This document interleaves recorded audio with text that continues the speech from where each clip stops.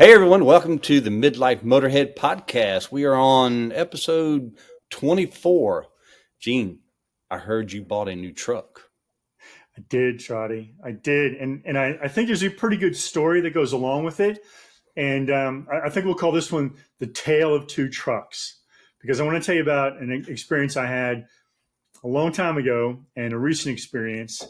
And I think I think it's proof positive that the American car dealer really hasn't changed in a very long time, and they still have sort of the same pattern. And I think there's a way to sort of crack that pattern and get the best deal for a vehicle and save yourself a lot of money through this. I figure I saved more than $1,000 an hour by What? by buying the truck this way. And some folks listening to this or watching this on YouTube, they may go, that's fine. He seems like that was fun for him. Buying a car is not fun for me. I just hate it. And I've got a couple of tips along the way where I think it'll be of interest to folks about how I did this. And there's others on YouTube that talk about this, and they've got some pretty good ideas as well. But this is kind of the way I do it. Okay, that's kind of cool. I'm interested to see how this played out. Yeah, well, let me begin by talking to you about a vehicle that I bought a while back. So we were living in Augusta, Georgia, Right? and Augusta is about 150 miles from Atlanta, and that'll be important here in a second. So this vehicle is a 1985 Nissan ST pickup long bed, Right. and I was getting ready to buy a boat. This back in the day, and I thought I needed a pickup truck to do this. And again, this goes back 40 years, and the MSRP on this vehicle was $8,640. And Let me stop you just for a second. Let me tell our audio listeners we're having uh, all our podcasts are going to be on YouTube as well as all the audio players. So what we're doing now is we have some slides up on the screen. So if you go to YouTube to Midlife Motorheads YouTube channel, you can kind of follow along with this. All right, go ahead, man. Sorry to interrupt. yeah, that's good information, Trotty.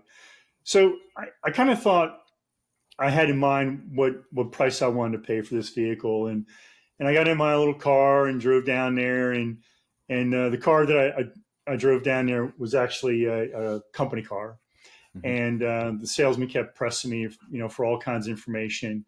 And I learned a lesson that day that you just don't give them all the information because they're going to use that against you. And he kept pressing me that he wanted me to bring my what I was going to sell, my trade, down, and that trade. I don't know. Try to remember my old diesel Rabbit. Oh yeah. And I told the guy, I said, look, I don't want to do that because, the guy, they're not going to offer me anything for it. They had very little value, even though mine was in really good condition. And I told him I didn't want to do that. He kind of pressed me. So a day or so later, I drove it down there, and sure enough, they offered me like $1,000 for it. And it certainly had a price worth much more than that. Right. And I got kind of upset, and that's how this whole thing started to roll here. On the way home, I purchased an Atlanta Constitution newspaper, Mhm. and I got home about, I don't know, 2 or 3 o'clock in the afternoon, and I started calling Nissan dealerships in Atlanta. And my whole purpose of this was I was trying to find that salesperson that wanted to sell me this truck as bad as I wanted to buy this truck. Right. And I wasn't dealing with any financing. I wasn't dealing with anything like that. We'd saved some money for this venture, and we were going to buy this truck cash. So my calls were very basic. Hey, I'm looking for an ST. Do you have one in stock? Yes, we do. Great. I'm looking for a white one. For some reason, I wanted a white truck. Oh Right. yeah, we have one. Terrific. What's your best price? Just give me your best price. Bottom line. I think I might have said something like tax tags and title. I think is probably the phrase I was using back then. And the first couple of people, they just quoted me sticker, and it was kind of a bunch of nonsense. And as I remember, it was the third guy I got on the phone. He said, "Yeah, I got one." I said, "Give me your best price, man. I'm in Augusta, Georgia, and I'm gonna come get it." Right. So So he said, so you "Go had ahead." already made up your mind. You're absolutely buying a truck. You're not just shopping. You're buying a Not, truck from somebody. not shopping. Not shopping. Gotcha. I didn't need to kick tires. I didn't need to test drive anything or anything like that. So Right. um, he called me back in about 5 minutes and gave me a price that was actually $1,000 better than what Wow. I was willing to pay locally in town. A Wow. thousand dollars. So I said, "Okay, I'm going to see. I'm going to see you in a while." And about that time, my wife had come home, and she was a school teacher at the time. Right. And I looked at her and I said, "We're going to Atlanta to buy a truck." And as it turned out, we drove to Atlanta. We bought the truck, and we were home by 11 o'clock that evening, Wow. because that was the cutoff for hers. She had to get some sleep before the next day at school, and we saved more than $1,000 off of this truck. And it was because I just had this mindset that there was somebody out there that wanted to sell this truck on this day as bad as I wanted to buy it. And Right. I wasn't going to stop. And, I had a few people call me back and, ask me questions. In fact, the local dealer called me a couple of days later, and he offered to sell me a truck that they had on the lot that Hmm. they'd already sold, but the deal fell through. And he wanted $1,500 more than what I actually paid. Hmm. And I told Well, him, I said, man, "No, it didn't work out that way." were you weren't concerned about buying the vehicle out of the town that you're living in because of like service Yeah. or anything like that? Or Yeah. That's a pretty good question, Trotty, because a lot of people feel that, if you buy the vehicle and it's got that dealer's nameplate on the back of it, and you roll into service, that somehow they're going to treat you better, right? right. Yeah. Now, it may be that if you're buying a Bentley or something like that, but if you're doing like Nissans and Chevrolets and stuff, you know, I don't think you ever see the salesperson again. And, sales is completely separate from service and completely separate from finance, which we'll talk about in a minute here. But Okay. as far as, that loyalty, I don't think I just don't see the value in that. Right. And I think there's others on YouTube talking about the same thing. There's just no value in that. Well, in this day and time, the small town home dealer is kind of non-existent anymore. Yeah. It's it's a big name. He an individual own a dealership. It's not just in one little small town. He'll have Yep. dealers, multiple dealerships. Yeah. So those Yep. those guys are gone. The small time guys are Yeah. gone. So Now, if you're sitting here thinking, okay, this was almost 40 years ago that we bought this little truck and saved over 11%, 12% on this off the sticker by just yeah, calling people and saying, "Hey, what do you got?" And, using a newspaper. And Trotty, the phone I had in my hand when I was trying to cut this deal was that one in the kitchen, with the cord that was 25 feet long. And, that's the picture of what I yeah, was doing. And, you may think, well, wait a minute, it's 2023, 2024. Things don't work that way anymore. They've got internet buying and all this other stuff. right, But what I found out, it's exactly the same. And yes, there's different technology out there, but if you use the technology that the manufacturers and the dealers are giving you, you can actually do the same thing to find that person. Now, I was willing to drive 150 miles to pick right, this truck up because I saved a lot of money. right, And that's the first thing you got to figure out is like how far you want to drive. right. So I brought along with me today some documents that I used during this, and I thought I'd share them with you. All right, that's cool. Let's go through the process of exactly what you did to get your new truck. Yeah. So this is the process, and we'll kind of talk our way through this. But again, this is my way of finding that car salesperson that wants to sell you the vehicle as much as you want to buy it. And Right, the first thing is you have to decide what you want. This is not the time to start test driving cars. We're trying to figure out what color you want, or do I want a Chevrolet or a Toyota? Make up your mind first, right? And you may Right. visit some dealerships, and part of the reason that they're there is to show you these vehicles and those kinds of things. You can go to maybe to an Autorama, a car show or something, where they get all the dealers together at different times of the year. You may do that as well, but decide what you want. That's the key here, is because if you got that unwavering decision that you've already made, Right. and maybe you've got a couple of things that you're willing to do or not do, but if you got to figure out, what do I want? Right. And the next thing is, you have to decide how far you're willing to travel for this vehicle or ship the vehicle, right? If you save enough money, this vehicle can get shipped right to you. And dealerships do this all the time. There are dealers that, in fact, we'll get into this a little bit more. The dealer that I actually used, they ship cars every single day. In fact, they were like, wow, we could have shipped this to you. Why'd you come here? I bought a car once from Ohio. And I think everyone knows we're in the Carolinas. Right. Car came a couple days later. We did everything through either the internet or FedExing things back and forth and having them notarized. Very Right. easy process. And my car was delivered. I was able to inspect it before, I signed off on it. So this is the easy thing to do. The next piece is number 3 here is go to the manufacturer's website and search for the exact model and option list you want. Right. This became very important to me, and I'll run through that example here in a second. Next, take note of all the manufacturer's discounts. Keep in mind, these are not dealer discounts. Oh, So, okay.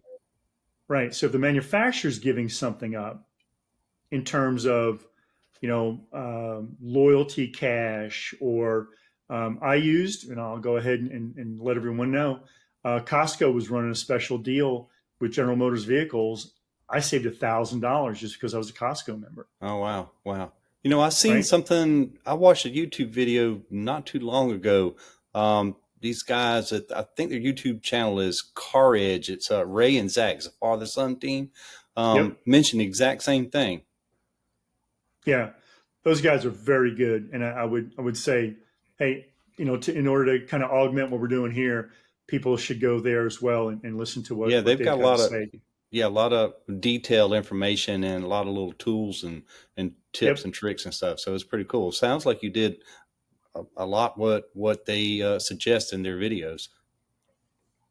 As it turns out, I think Ray's spot on with some of the stuff, and he's got, I think, 45 years or something in the business, so he really understands it very well. Yeah, man. So, the point here is that manufacturers will give up money, and the dealer's not out of pocket a penny. And the dealers will say things. The salespeople will say, "Well, we're already saving you $2,500 because we're adding all this stuff up. We're already doing this." And you got to be steadfast and say, "Well, thank you for doing that." But that's what Toyota's doing, or General Motors, or now Right. some of the Ram truck discounts are like unbelievable that are coming straight from Ram. The dealer's not giving up a penny yet.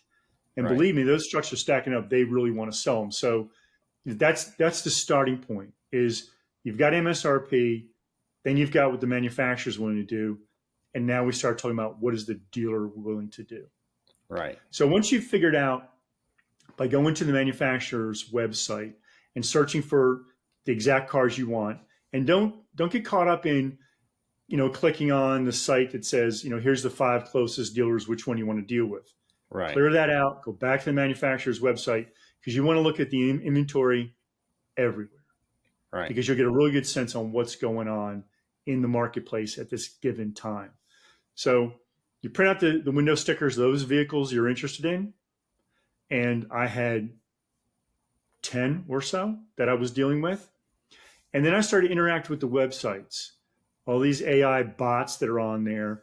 And I was just, you look at the vehicle, the bot comes on and says, hey, this is, Mary, or this is Clarissa, or Bob, or whatever. It's not, it's AI. And you just Right. type in there this phrase: I'd like an out the door price on this particular vehicle. And then they'll come back and they'll say, are you sure it's this vehicle? And they'll give you like a stock number or the VIN number. Yes, this is the one. The next thing you get hit with is, we're going to have a salesperson contact you. Oh, yeah. Now, they're going to ask you for your phone number. And I gladly gave my phone number because I knew through this process that anytime that I wanted them to stop texting me, all I Mm-hmm. need to do is type in stop. And that it cuts it off. And by law, they can't come back and bug you or anything. It just cuts them off. So, Oh, okay. so give them that. And you'll probably get a phone call or another text message from a salesperson, a live salesperson. Hey, can I help you? Yes. I would like an out the door price on this vehicle. Oh, well, here's the one I love, Charlie. Oh, I'll have to check to see if that vehicle's still for sale. They're very popular. I had a salesperson tell me that, and I said, well, I'm on the internet. You have 5. I'll gladly take any one of these 5 because it's the same truck. When they ordered them with all the same options. So, don't be afraid of texting back and forth, using your phone number, your cell phone number, because you can cut that off at any time. And then if a live person persists, Right. once you buy a vehicle, you shut everybody down because there's no more fish in that pond. They're going to go someplace else. Yeah. So I wouldn't be afraid of that. And it's not like you're in the dealership and you can't get away from, the salesperson that won't leave you alone or is asking you uncomfortable questions. You can cut it right off. Right. So you've got these window stickers printed out, and then you start making notes on them. It's very important to keep track of the numbers. There's a lot of numbers going to start flying around, and you want to keep track of exactly what they're saying they're going to do for that number. So have your printouts out there, and they'll be good for going back for notes. So these are window stickers that are provided online that you just print out and just make a notation of where they're at as far as their location. The window sticker will have the exact dealership on it, so you're not going to lose that. But when they come back and they go, oh yeah, well the out the door price is going to include pinstriping. It's already on the car. We can't do anything about it. Well, you're going to want to know that, right? Right. And we'll go into that in a minute. So as you're making these notes, you'll see trends of discounts and percentages and things. And if you're a little cagey about it, you can figure out exactly what they're willing to do because of what other people are willing to do. Right.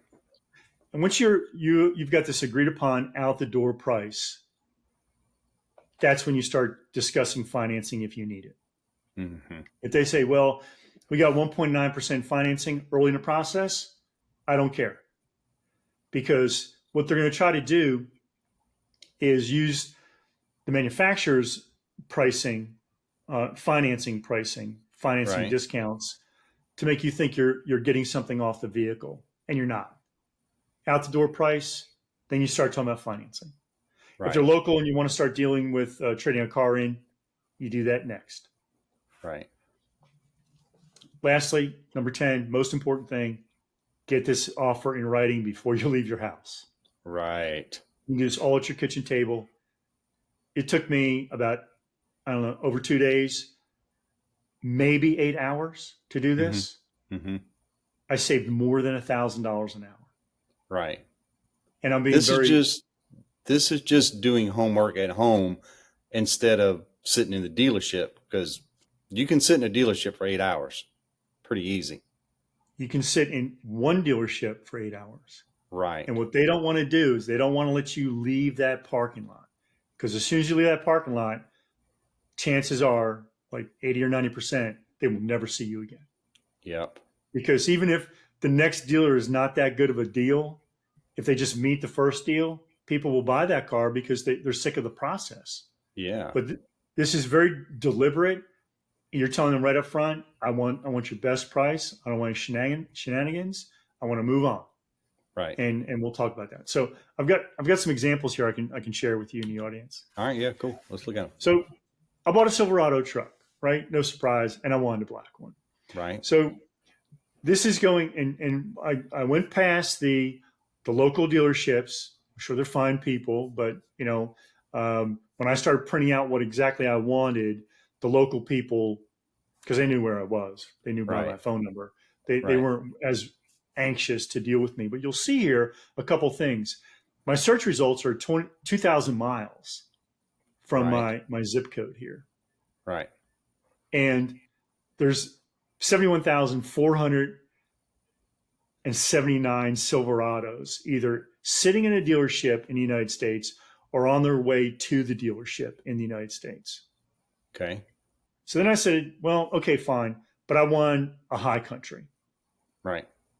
and I wanted black. And those two things brought my universe of trucks down to 868 in the country. Then I wanted an option called Super Cruise. Now I'm at 182 vehicles. Right. Then I said, okay, I want the multi-flex steps with lights. I wanted that for some reason. Only 19 trucks in the country. That's all I want. I wanted one of those 19 trucks. And as I told you, one dealer had 5 of them. So it was kind of Wow. limited. So I Yeah. started looking around. And here's how I started with this. This is, and I've blanked out, darkened out a couple of the notes that I made here. But this first one I pulled up and I had a conversation with the sales rep. And Yeah. she said, this truck is in transit. It isn't here yet. She won a sticker. Too high. We're moving on. Right. This next one, I pulled this, but I noticed, and this is why, again, why it's important that you print out the window stickers, because I got kind of excited that, I found another truck. But this one didn't have the active suspension that I wanted. So we threw this guy out. Okay. And this one came with a tonneau cover and a couple other things that were kind of added in. $79,000 vehicle. You see my little note, it was in Tampa. Yeah. And when I went back and looked at this more closely, it had the wrong tailgate. Hmm. I wanted that multi-flex tailgate. Right. And I was targeting 73.5. See that little note? Yep. I kind of went back and forth with these different window stickers. And at one point, I'm like, well, I'll not pay more than 73.5 for this vehicle. All right. But then it had the wrong tailgate. And I thought, it's a lot of money not to get exactly what I want. Yes, Yeah. John? Let me ask you this. So you got 79,000, but you had a target of 73.5. How did you arrive at that number? Did you take the MSRP, take off So the manufacturer discounts? We'll get back to that. We'll get back to that. See, that's a note that I made later on. Because I kept going through these, right? You don't, in this process, you got to keep looking at them to make sure you're not making a mistake. Okay. And I had 2 mistakes I could have made here. One, I could have paid too much for this truck. And then I would have had the wrong tailgate. Right. But so that's a price I came back to. And I didn't really want to pay 73.5. I thought that was too much. Mm-hmm. But that's where I thought, given all the other information I was collecting, that's probably the best price I could have gotten on this truck. Okay. That was my opinion. All right. So here's another one. And again, I came back to this one after a couple of other conversations, and I'm like, 71.5, I think, is the best one here.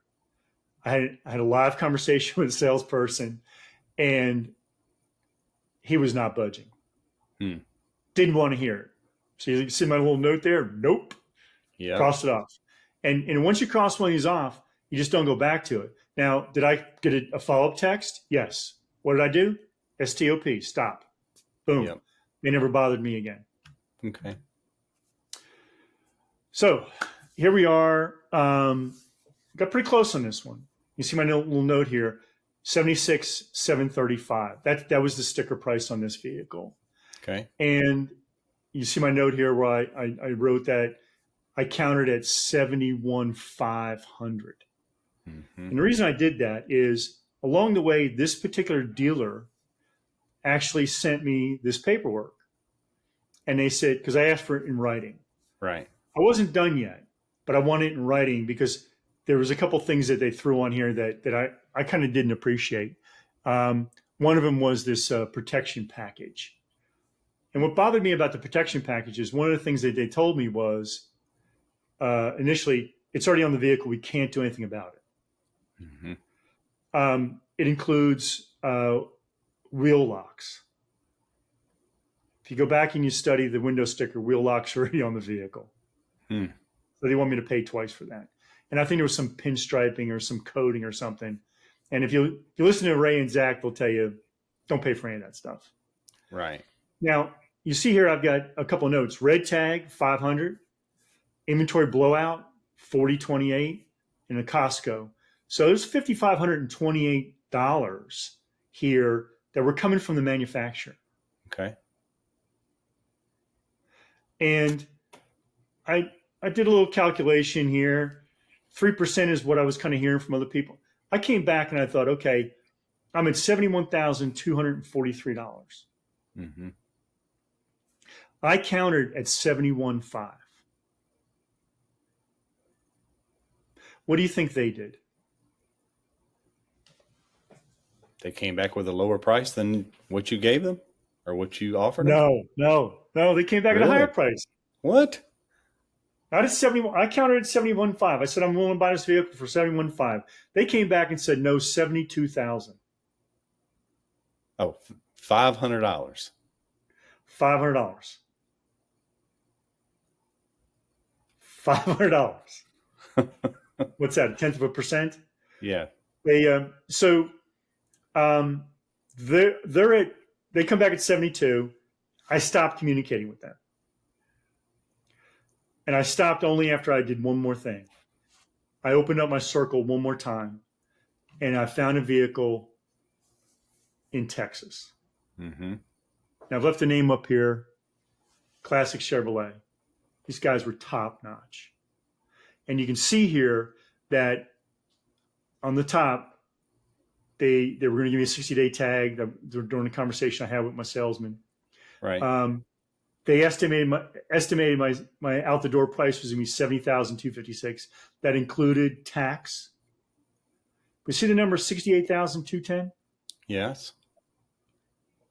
That was their first volley. Because I told them I didn't want to mess with this. I want to buy this truck today for the best price you can give me. 68,210. This is your out the door price. Less tax. Right? Because I had to pay tax on my own. But yes, the estimated, including tax, was $70,256. Right. I was willing to pay the other dealer $71,500 out the door, including tax. So they beat that price by $1,200. And this is the exact same truck, same options. Here's the window everything you want. Yeah. Wow. So that's what I did. I found the salesperson that was willing to sell me this vehicle as much as I wanted to buy it. I followed basically the same principle I did when I bought the truck 40 years ago. I gave everybody a chance, right? I gave some people second and third chances. I want your best price. I'm looking to buy this truck. Don't ever see it again. I don't care about your service. I want to buy this truck and drive it away. Right. And I followed these 10 steps, and this is how I saved more than $1,000 an hour in the 7 or 8 hours that I spent working on this. I guess for most people, and I've fallen into this before, when you buy in a big ticket item, you kind of let your emotions take over. Yes. You go to a dealership, you see the car that you want, and you're like, oh man, I want that one, and I want it right now. Yep. That's emotion. So No emotion. if you do your homework, you can get the same vehicle and save a ton of money. Yeah. So you might have to wait a couple of days. You might have to travel a little bit, but it's all about the saving money. So we're going to talk about emotion. I'm after I have my price, out the door price, I'm golden. Yeah. Emotion got the better of me. Uh-oh. What happened? I sat down with the F&I guy. This is why going and listening to Ray and Zach is so important. And I bought a Premier Protection Plan to extend the warranty. Okay. And in my Well, emotion, all that sort of, I can't wait to get my new truck and drive it home.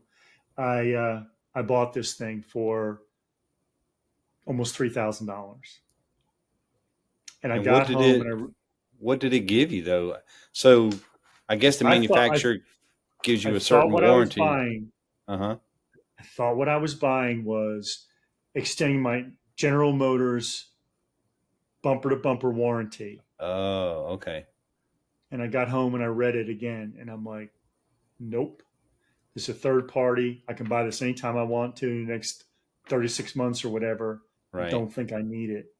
And to their credit, the organization that sold this to me through the dealership, Right. I called them up and they said, you have 60 days to where you can get a full refund. Right. So I got a full refund coming. But Oh, that's the nice. emotion piece, right? Like I was pretty cold blooded about this whole thing. I Give me your best price, and I have enough friends. I don't need a new buddy. I just Yep. need a best price, and you need to sell a car, and we need to move on. So yeah, I got caught up in that. I sure did. That's just something else that you gotta know it's coming and just be prepared for it. Be prepared And for it. don't be afraid to say no. You know? Exactly. Exactly. Yeah, I thought I was being shrewd, and I wasn't. I was being stupid. Wow. That's really cool. So you drove obviously from the Carolinas. Did you drive out or you flew out there all I the way to flew. Texas? I flew to Texas. I sure did, And and you drove all the way across the country. So kind of had halfway. a little mini vacation with your new truck. I had enough PTO, to where I could take a couple days and do this. Uh-huh. When we bought the truck Yeah. 40 years ago, Yeah. we caught dinner on the road. We were we were back home before Johnny Carson came on. That's how long ago that was. And and coincidentally, I saved about the same percentage off of MSRP by just sticking to it. Like Yeah. I don't need any frills. I need a vehicle. Right. So I guess this let's call it a program that you went through is probably not for everybody, no, but if no, you if you really want to save money, it's doing your homework. yeah. And Charlie, here's the best part about it. It's using today's technology to do what I did. Right. So Yeah. To your back, advantage. yeah, back a long time ago, I had to get a salesperson on the phone. Right. So that was Right. call the dealership. Can I speak to a salesperson? Right. Right. So someone picks up the phone, and that's a crapshoot, right? Because that's the Yep. person I get, and that person's like, "Hey, I want to buy this truck," and if they think that they're a better negotiator than I am, and most do, they're going to try to like get every single penny they can, right? Right. But if you cast the net wide enough, you're going to find somebody that says, "I want to sell this truck now," or "I want to Right. sell this car now." Now, this is not going to work if it's a very popular vehicle. It may not. You know, if you're looking for a special edition something, you may have to call a bunch of dealers that don't even have that Right. before you get the right one if you're using the phone. But Right. if you go to the website for the manufacturer and they've got their inventories listed there, you pretty much know who's got what. If Right. the vehicle's in transit, but if it's been sitting there a little while, Ray and Zach talk about how long that vehicle's been sitting on the lot. Mm-hmm. Like if you use their methods and Mm-hmm. if you use their service, you might have a little more edge than I did. But when Mm-hmm. I got down to my guy, and I'm like, you got a couple of these. Right. He knew that I knew. Using the technology is also the ability for I don't like to talk to salespeople. I hear that all the time. Yeah. You could walk into any group at the post office, at a restaurant, at a family gathering, Yeah. and let's see a show of hands. Who likes to buy cars? Silence, right? No one's going to say Oh anything. no. It's a horrible experience. It's a horrible experience. But if you're doing Yep. it this way, You're using their bot, you're using their inventory list, you're using their website, being the manufacturer, and figuring out what your starting point is. And then you get somebody on the phone. The emotion works the other way too, right? Because if you're a salesperson and we finally connect on the phone after I talk to the bot and everything, Right. and when you pick the phone up as a salesperson a long way away, that I got fish on, this guy or this lady wants a car or a truck now, then they don't want to let that go either. Because they Right. sell cars long distance all the time. It's not a Yeah. big deal.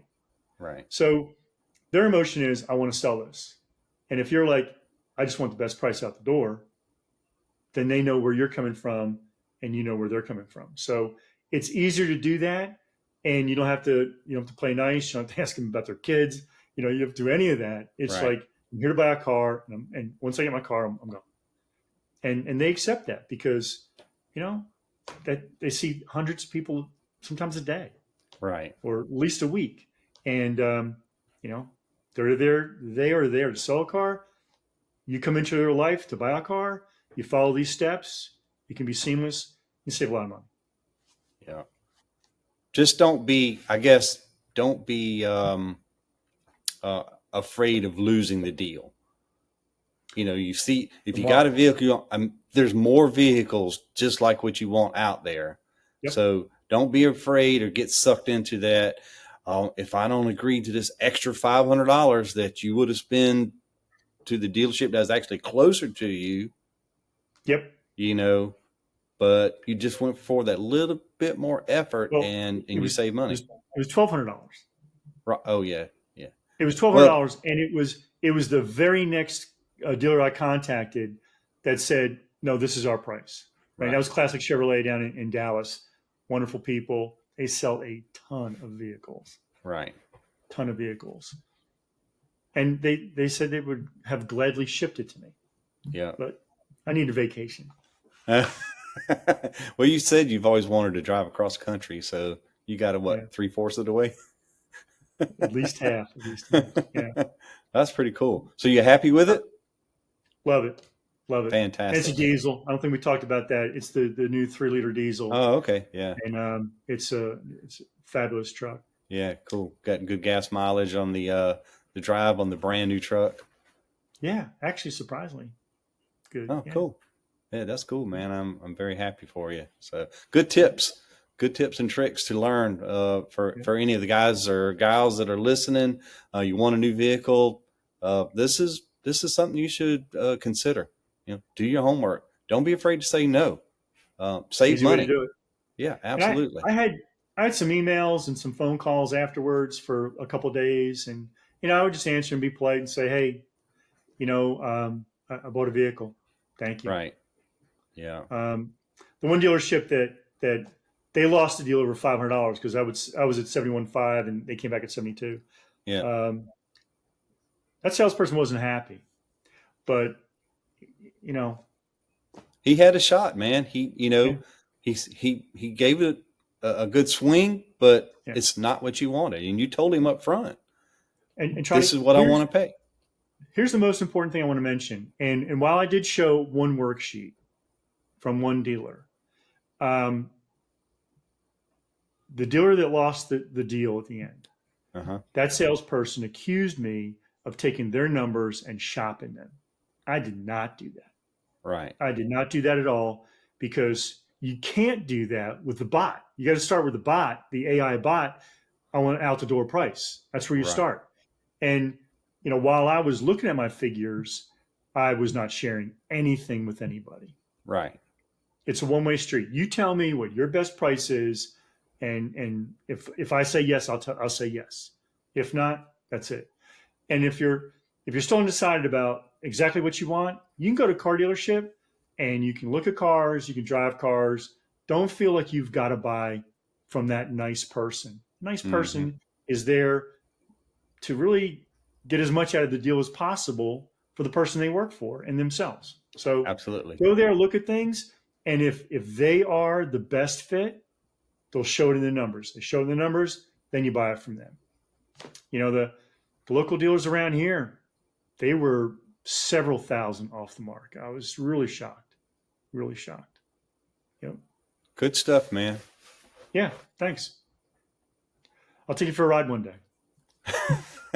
I'm going to drive it. We talking about go for a ride.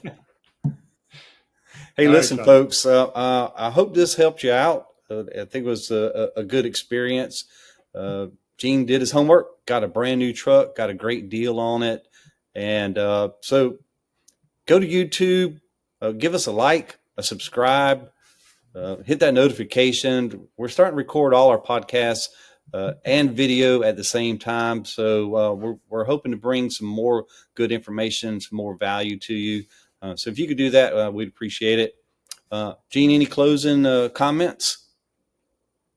See you next week. All right, buddy. Y'all take Take care. care. See you soon.